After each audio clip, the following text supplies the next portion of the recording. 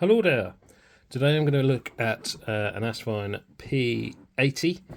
P for piston filler, because that's what it is. 80 for something else. No idea. This is a metal, chrome finished skeleton pen with like a spider and web kind of a skeleton patterning overlay, whatever you want to call it. Cigar shaped, kind of classic shaped, apart from obviously all of this malarkey. Pen with chromed finials. Cap clip is stiff but usable, and it unscrews in one and a bit, which is quite pleasant, to reveal yet more shiny chrome. Some very smooth cap threads, actually. They are not intrusive in the slightest. And nice little lip flare out there of the section before you get to a Asvine number 6 steel nib, medium in this case, bit scroll work, and plastic feed. The resin on the inside is not red, it's just got red ink in it. If we go to the cap for a second, I'm not sure if you can pick it up properly, but it's kind of like a dusty grey smoke coloured plastic on the inside there. That is the same for the barrel when it's not inked. You can get these in a few finishes or with different plastic interiors. I think there's a kind of translucent blue, a clear, and you can get a gold as opposed to the chrome metal, gold coloured obviously, with a red plastic interior. So a few options there. The cap, I quite like the kind of that step down or lack thereof, that cap joining onto the barrel on a little bevel, and the threads are very nice. As always, things that bug me is nib not lining up to the clip or whatever on a translucent cap. So you've got a few starting positions on the thread, but none of which will line it up. So that's always a little bit of a bug for me. It's quite a hefty pen. So you've got all that metal on the outside there, piston mechanism and whatnot. But yeah, it's quite a good heft in the hand. I quite like that. Sits very nicely in the crook of my hand there, and yeah, I wouldn't say that's over heavy for me, but your mileage will vary. Does it post? Not really. You can kind of wedge it on there a little bit. Sorry about the focus. I'm trying out a new angle, and it's not great. Bit like the posting ability of this. Move Bill out of the way, see if that helps. So yeah, you can kind of jam it like on there, but even then it wobbles straight off. So I'm going to say a non-poster. Let's have a little look at some size comparisons, and for that I'm going to change my angle. So, angle changed, more pens. Don't know if I'll stick back with this one or not. Didn't feel quite natural, that other one. We shall see. Right, so Asvine P80, sorry. To the left over here we have some more Asvines. So this is the V169, the P30, the P36, the V126, and a P80. I think I got those right. If I didn't, I apologise.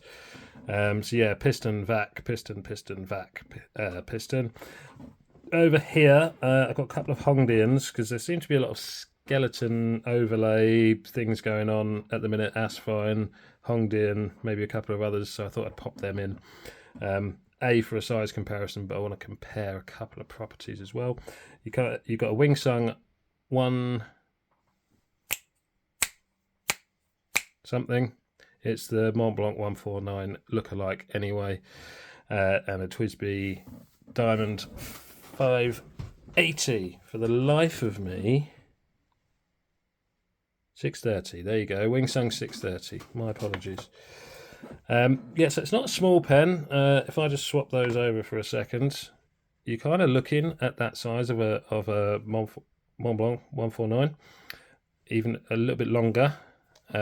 just with like kind of perhaps slightly pointier finials. Yeah, maybe. Yeah, know what I mean? So yeah, I mean, so the Hongdians here, you've got a D1 and an A6.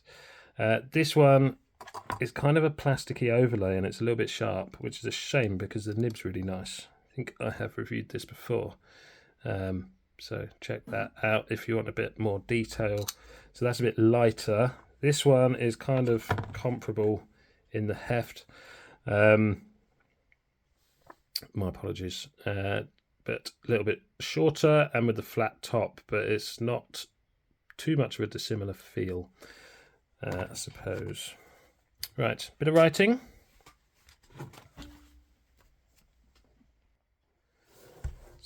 Do a writing sample quickly.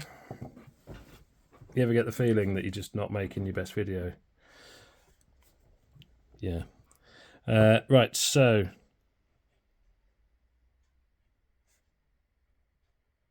Asvine P80 with a medium steel Asvine nib, and the ink is KWZ Beefeater Red.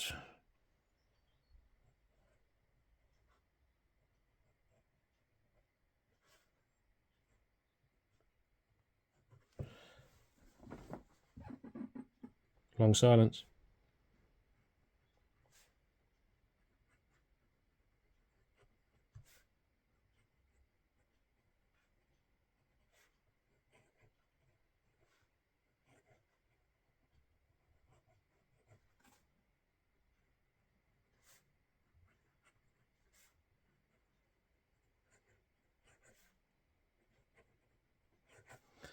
This is a very, very, very nicely performing nib. Very smooth, really good flow, almost no feedback at all. It's just like really nicely smooth, and just keeps going. Let's do it quicker a little bit.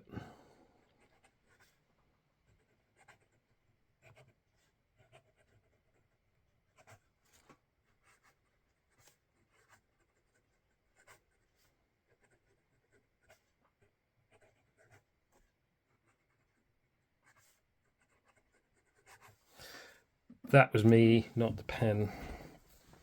Trying to write around this sodding camera thingy. It's annoying. Anyway, so yeah, no, really, really, really, really nicely performing pen. Nib, I should say. For line variation, you can get a weeny bit, actually. It's not flex, you'd have to put a bit of pressure on there, but you can push that a bit for a bit of line variation. The flow keeps up quite nicely. Wetness, pretty decently wet, as you can see. That even some of this up here is still pretty wet. Obviously, I put some more ink out there when I was flexing it, pushing it, whatever you like. But yes, very, very, very nice nib if you like smooth and pretty wet, which I do. So there you go.